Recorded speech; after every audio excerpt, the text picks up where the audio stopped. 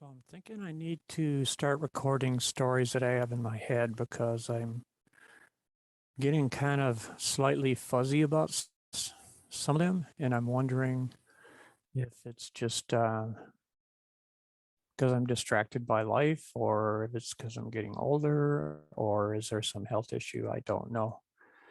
Maybe it's just normal, but I need to get some of these stories I got in my head out there. So I feel like my life hasn't been lived in vain, and leave something behind for somebody to get a chuckle out of. So there's been a great number of hilarious things that have happened in my life, and some of them happened in prison, some happened in the free world and different places of employment and just everyday living. And I remember in early sobriety, I'm going to put it at about 18 months or so, I was working at my first sober job. I was cashiering at a convenience store, and the only reason they hired me is because the state was paying a little bit of the money for my income. So they only had to pay like half. And I think minimum wage then was $4.25, something like that. And the state was paying probably a couple of bucks of it. So yeah, that was a huge, cool thing for them. But I was happier than can be because I was in a job where people could trust me and they trusted me with money. And there would have been a day where that would have been a big mistake, you know. So I was just felt like I had something to prove. I'm an ex-con, I'm in sobriety, and I need to show people that sobriety is worth it and there are people who change. So, I felt like I had skin in the game in a lot of ways. And I remember one of the things that I had heard in early recovery is that to look for the good, and if we do that, we'll have some good things that follow as a result, So it's a perspective law, I guess. And I was put to the test early in this job.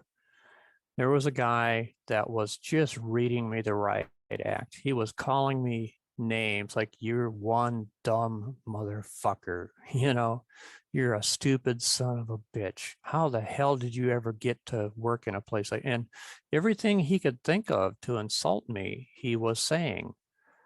And he was mad about something on the pump, and that happened. To this day, I don't know what it was, and it was unclear to me. But he was very angry, and he was just calling me all these names, and the insults just seemed to be never ending. And I just thought, well, I'd wait for him to get done insulting me, and he'd pay for his gas, and he'd be on his way, or And he just kept going on, and the line was getting longer and longer behind him. And it seemed kind of clear that he wasn't planning on going anywhere anytime soon. And I was just starting to get a little bit irritated. And I thought, nope, look for the good. This is the time. And try as I might, I looked at this guy and I couldn't see anything good about this situation or him.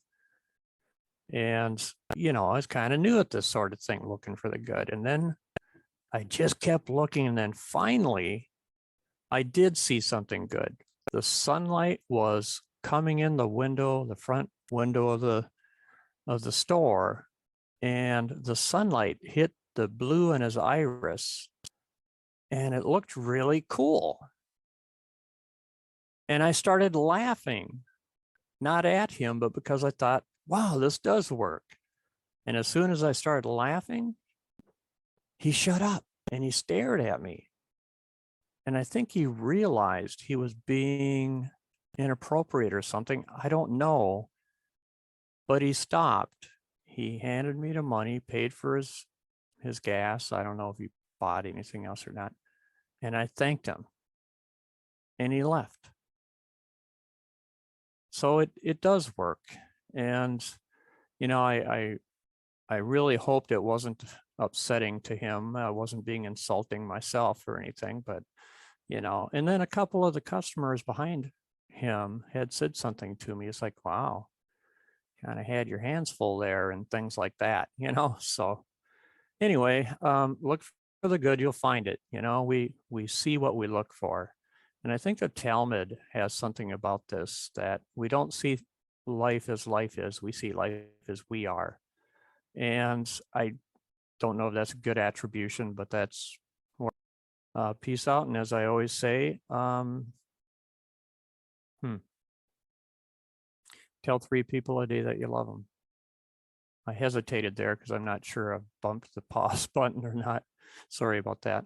And you know the deal by now. If you don't tell 3 people a day that you love them, you're probably wasted a day of your life.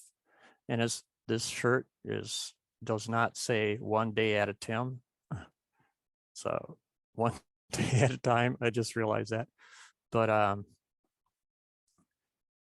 make sure one of the 3 people that you say you love them to is someone that it's hard to say it to for whatever reason. You know, they might have harmed you, or they might be someone you don't know. You might think they're going to judge you or whatever. And who knows? But we need to make the world a better place to live in. So let's rock with that one. Peace out. Love you. Put my finger there. It is. All right.